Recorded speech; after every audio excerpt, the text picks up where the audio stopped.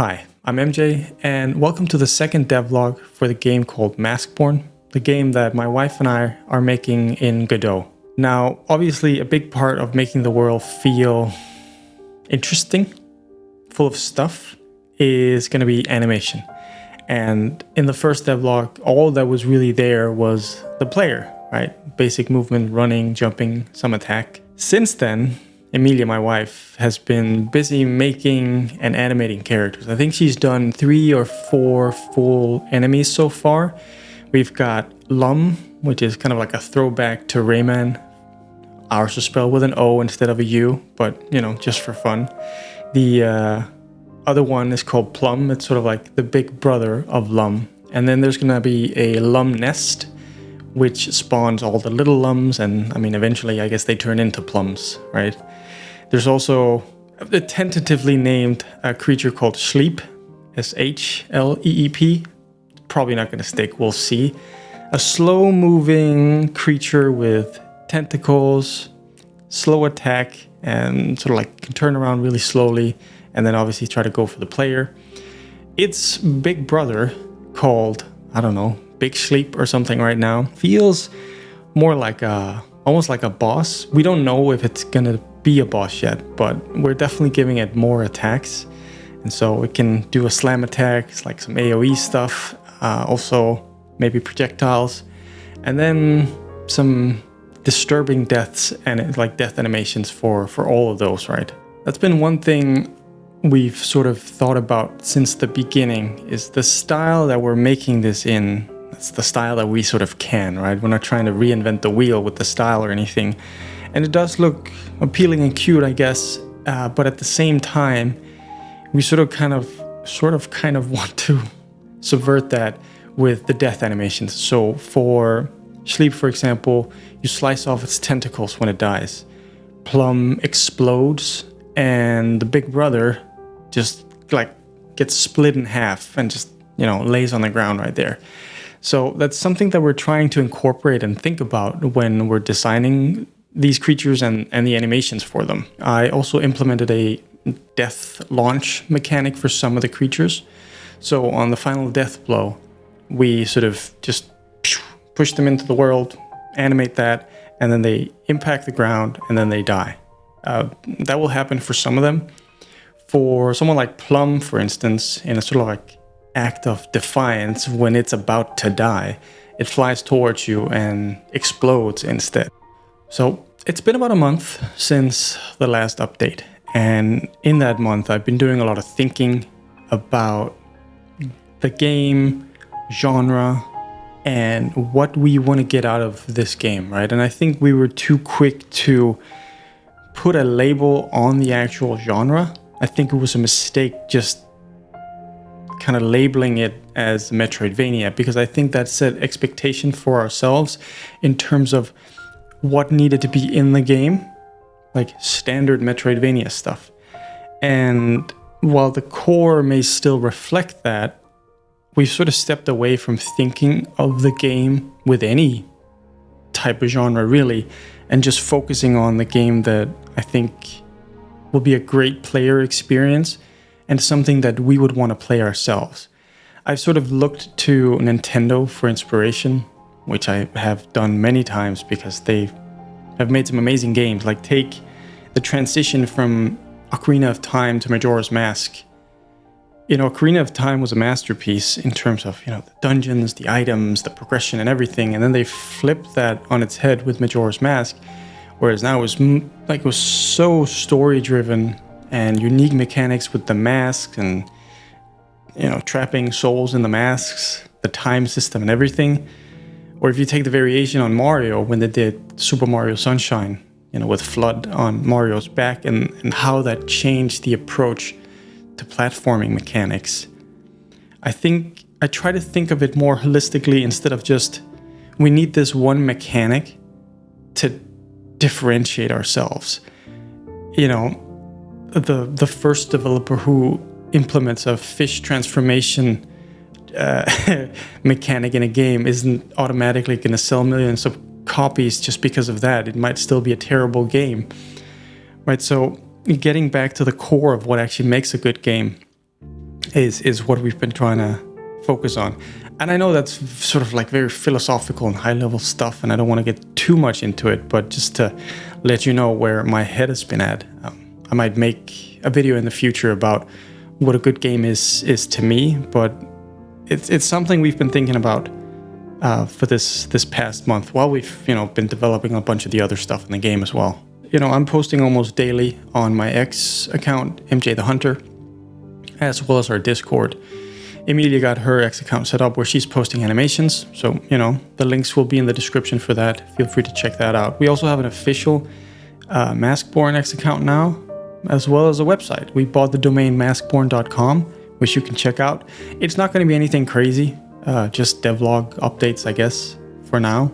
I don't want to really spend too much time on it. I'm kind of focused on the game, but just the links are in the description if you want to check that out. Now, a big part of my time this week went into pathfinding and figuring out what that even really was, what to use. So I did a lot of reading and a lot of watching talks and figuring out the different approaches, the different kinds of algorithms. And we landed on an implementation called A-star. So you've got that in Unity, you've got that in Godot as well. And it seemed pretty solid. It's supposed to be very performant. Got that implemented, had a bunch of issues. It's not just getting an enemy from A to B in order to hunt down the player.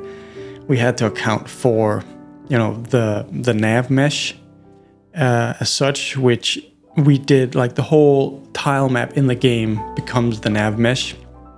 And so at the start of the game, it sort of creates that nav mesh for the enemies to travel around. One of the big issues was the enemies tended to get stuck on corners, and these concave shapes were an issue as well, but the corners especially were an issue. So we made a solution where we sort of inflated the nav mesh a little bit to give them some buffer. And then the enemy has a kind of like a duplicate of the collision box in front of it that preemptively searches for corners. So if that collision box in front of the collision box detects a corner where it will get stuck, it'll try to like move around that to get to the player. That was sort of our way of getting around that. And so far it seems pretty performant with a bunch of enemies. The enemies sort of collide with each other. They account for each other as well, which sometimes leads to crazy results. But in general, I think it's a pretty okay implementation for what we need right now. I've mostly focused on the flying enemies for that. I will look at the grounded ones, but the grounded ones will mostly just have like a patrolling kind of mechanic, I think, for now. Later they might jump and get up to platforms, but that'll be a headache for later. Future me has to deal with that problem, I think. So once the enemy movement and pathfinding was sort of solid, or at least to a spot where it made sense, I started focusing my energy on the projectile system. So both grounded and flying enemies will have projectiles, not all flying and not all grounded, but both can have.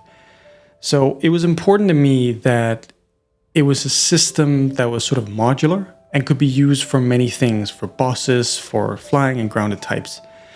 And so we have these options now for like a ballistic trajectory where they can launch it and it just sort of is affected by gravity, it falls down. There's like a fixed path where it'll just fly in whatever direction it starts at. It can fly, horizontal, vertical, whatever. We added some options for multi-shot and like these attack cones. So if you're within the attack cone, it'll spawn a projectile. Like for a lot of enemies, it probably doesn't make sense that if you're above them and the projectile comes out of the bottom, it probably doesn't make sense that they can then launch that at you when you're above them, right? So that might be a strategic thing for those kinds of enemies, that you would attack them from the top in order to, find their weak spot. And to expand on that projectile system, we also needed the visuals for it, obviously. That was a massive one. For a while, we've had this, it's called Soul Trail, behind the character when they run. Very much inspired by Ori, when it has that nice flowy trail. I wanted to use that for multiple things in the game. Projectiles, other enemies, just things that move around in general to convey that feeling of things have souls. The problem was it was terribly inefficient. It was taking the sprite of the current frame, and then it was duplicating it, putting behind the character, and it would do that like every frame, just all the time. I think allowing for maybe like 50 or 60 instances. It kind of worked for the character, but it was very slow. New implementation from the ground up, something that could be used for the character, for the projectiles and the enemies. And so I actually focused on the projectiles first to create this flexible system that allows us to create fire-looking things and a soul trail and slow energy. You can do a bunch of things with it in terms of how you control the movement, the speed, opacity, quality, all kinds of things. And I think it turned out pretty well, and it's very performant now. It doesn't really seem to impact it that much. So I'm happy with that. I did spend, I think, maybe like a full week just on that. It's probably not worth it at this point in the development cycle, because we probably need to move on to other stuff. But I felt like it was a crucial part of the look. And so, you know, we decided, let's wrap this up and finish it so we can actually start using it for things. And staying in the world of attacks and projectiles, another thing that we implemented was, or two other things, were shockwaves and explosions.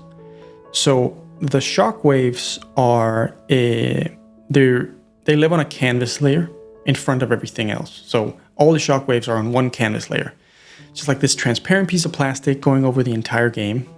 You can imagine it like that. And every time there's an explosion or a hit, like when the enemy or the player hits the enemy, that plastic sheet sort of like deforms, right? It gives ripples, and those ripples can interact with each other. There was a lot of back and forth with that system as well, where I was in the beginning spawning individual shockwaves, and that got really heavy. And then some of the time it would just like flash in and out of existence. It was a nightmare, but it works now. And that was a lot of fun. To that, we added explosions, mainly for the projectiles, but something that we can reuse for other things as well. So when the projectiles fly, they use that soul trail. And when they impact the ground or impact the player, a series of particle animations, which are set up in an animation player, they just play in order. And so, you know, I kind of feel like I had to draw on my old After Effects experience for that. And I've used After Effects a lot, and I've done a lot of particle animations. I've never done any VFX for games before, so this was sort of like my first getting my toes wet or feet wet with that whole VFX thing, which was a lot of fun, but it's very hard to design nice looking visual effects, I feel like. I understand why that's a whole discipline as well. I think we ended up with a pretty decent result, and I would say my design philosophy for doing stuff like that is keeping things simple, but, you know, building complexity from simplicity. So just layering simple things. Obviously there you can run into performance issues in terms of just both overdraw and draw calls, because you're stacking stuff. I think for the explosion we have 5 or 6 different GPU particle nodes that play. And I've tried to optimize it so that we can have multiple enemies spawning multiple projectiles at the same time. We might have, you know, take a second look at that, just pure optimization wise, when we get a little further down the line. But as a proof of concept, I think it works. And in conjunction with the shockwave, I think it sells that look of an impact pretty well now. Continuing in this whole vein of optimization, another visual aspect that I looked at, which didn't take that long, not as long as the trail or anything, was glow. I love glow. I mean, I love glow on everything. My wife, not so much. So I think we'll strike a nice balance, because if it was just up to me, it would look like probably a After Effects student project where you just, you know, ran amok with the glow on everything. So, you know, we'll dial it back a little bit, which I think is good. But anyway, we made this system, or rather we tried the world environment node, and we tried that before. We just slapped the environment node on there, and everything above a certain threshold will glow, depending on how you do that, right? Lights can glow, color intensity in characters, everything can glow. But it really saps performance. Now, I don't know what it's like in other engines, like Unreal or Unity, but for what we're doing, at least in Godot, that world environment node is just a no-go for us. I want this game to be visually complex with a lot of layering, with this fake depth of field blur, two pass Gaussian blur, and adding a world environment node on top of that just made it heavy. So the system that I made was this individual glow system. So each sprite or each object, I suppose anything can really get this system. It's just a canvas. It's a canvas group. Yeah, it's a canvas group, and you just chuck things underneath, and then there's a shader on the canvas group. And I have one for the player, one for everything else. The player's glow is less optimized because it needs to look nicer because the player is always on screen, right? And so the enemies, everything else, they get this secondary glow. And it just adds a little bit of subtlety. You can define the samples, you can define the dither.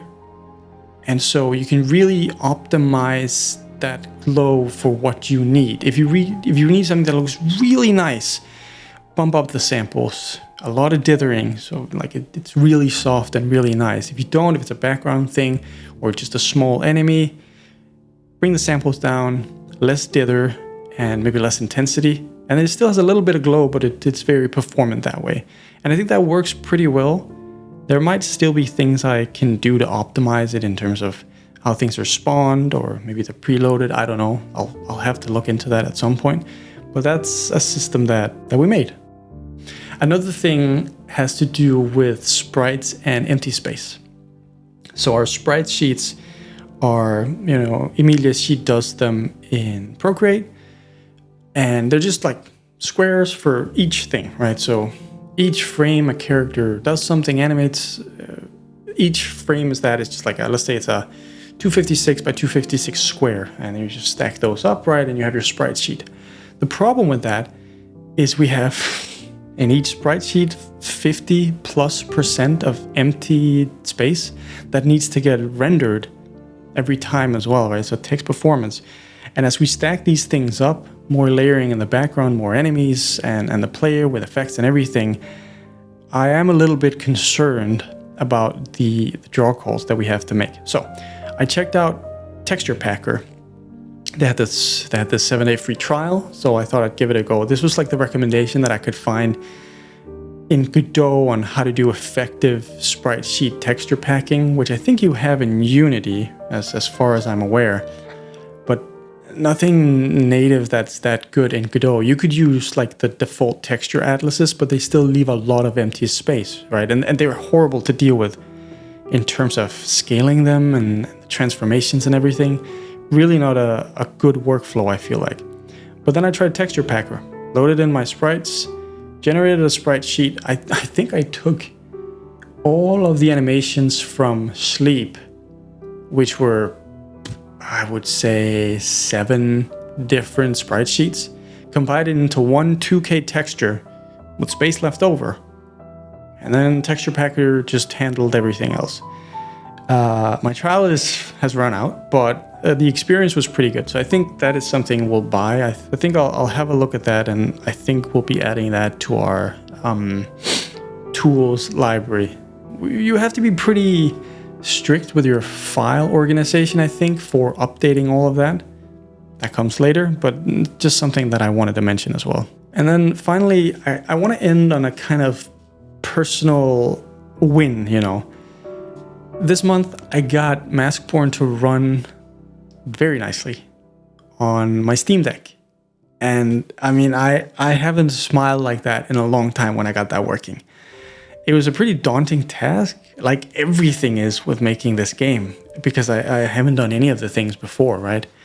But turned out it was pretty easy. So I just made a Linux build, went into the console thing, whatever, found the IP, set it up in FileZilla, and now I can just drag and drop a new build of my game when I need it. If we have guests over that want to try it, or we need to test performance to see how things look on the Steam Deck, just new build, takes a couple seconds, transfer. I think I'm up and running in less than a minute. Then we have a new build. So that was so cool, because it took it from being this more abstract project. I mean, I know we're making a game, right? But like, you're just looking at your editor, and at runtime, this little viewer, and it's like, yeah, you're moving around. But then once I got it over on the Steam Deck with proper controls, like analog stick and buttons and everything, it started to feel like a real game. And that was a massive win for me. It's really cool to see. And yeah, I mean, I can't wait to share more and get more into this. And I just want to thank you for following along. A lot of people watched the previous devlog, and I'm really thankful for that. So I hope you got something out of this. If you have any questions about what we're doing, how we're implementing things, feel free to leave a comment. I'll reply to everything.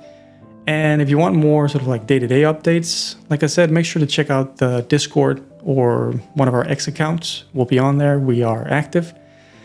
So yeah, thank you so much for watching, and I'll see you again next time.